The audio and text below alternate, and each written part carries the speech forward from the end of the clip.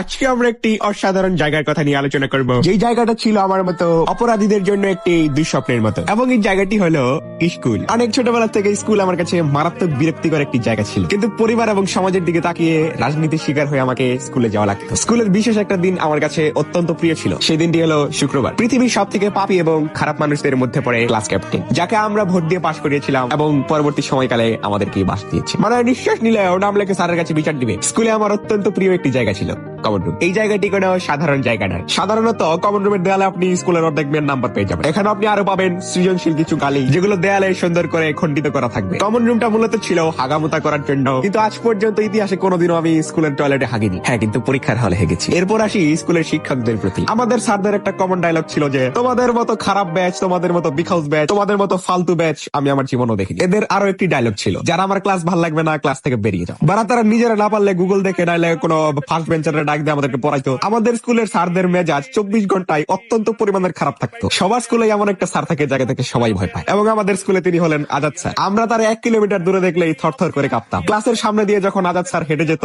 একবারে সব ক্লাস যেন চুপ। আরো একটা স্যার অবশ্যই থাকবে যিনি সবসময় গপ্প মারে। 40 মিনিটের ক্লাসের মধ্যে 39 মিনিটই শুধু তিনি নিজের সুনাম করতেন। সবার স্কুলে একটা নিরীহ স্যার অবশ্যই থাকবে, যাকে সবাই পছন্দ করে। তার ক্লাসে আমরা পিছনের বেঞ্চে বসে মুক্তিযুদ্ধ করলেও তিনি কিছু বলতেন না। স্কুল জীবনের আরো একটি দুঃস্বপ্ন ছিল পরীক্ষা। যেখানে আপনি শান্তি মতো ক্লাস করছেন, পিছনের বেঞ্চে বসে বন্ধুর বিচিতে টোকা মারছেন, ঠিক তখনই মুখে শয়তানি হাসি নিয়ে একজন নোটিশ নিয়ে আসলো, অমুক দিন থেকে পরীক্ষা শুরু হবে। যেখানে আদর্শ ছাত্ররা 2-3 বার করে সিলেবাস শেষ করে ফেলেছে, সেখানে আপনি বইয়ের কয়টা অধ্যায় তাই জানেন না। স্কুল জীবনে আমার আরেকটি প্রিয় জিনিস ছিল সাংস্কৃতিক অনুষ্ঠান, যেখানে বিভিন্ন গরু ছাগল এক হতো। স্কুলের শিক্ষকদের পোলাপানের চুল নিয়ে অনেক সমস্যা ছিল। তারা যেহেতু টাকলা, আমাদেরকে চুল রাখতে দিবেন। প্রত্যেকদিন ক্লাসে চুল চেক করা হতো। কারোর চুল যদি বড় থাকে উদুম কেলানি দেওয়া হতো। স্কুল কামাই দেওয়ার জন্য কমন অজুহাত ছিল জ্বর এবং পেট ব্যথা। বলতে ভুলে গিয়েছি, আমাদের কমন রুমে আরেকটা জিনিস হতো, পোলাপান কমন রুমে যে বেরি খেত। মাঝে মাঝে স্যাররা রেডিও দিত। আজ পর্যন্ত স্কুলে মোবাইল নিয়ে ধরা পড়েছেন নাকি কমেন্টে জানাবেন। অধিকাংশ মানুষের স্কুল জীবনে একটা না একটা প্রেম থাকতো, কিন্তু আমার মতো মানুষের ক্ষেত্রে সেই প্রেমটা হতে পারে ওয়ান সাইড লাভ। আমি আমার সেই একতরফা প্রেমের জন্য সায়েন্স নিয়েছিলাম এবং তার দেখা দেখি প্রাইভেটে ভর্তি হয়েছিলাম।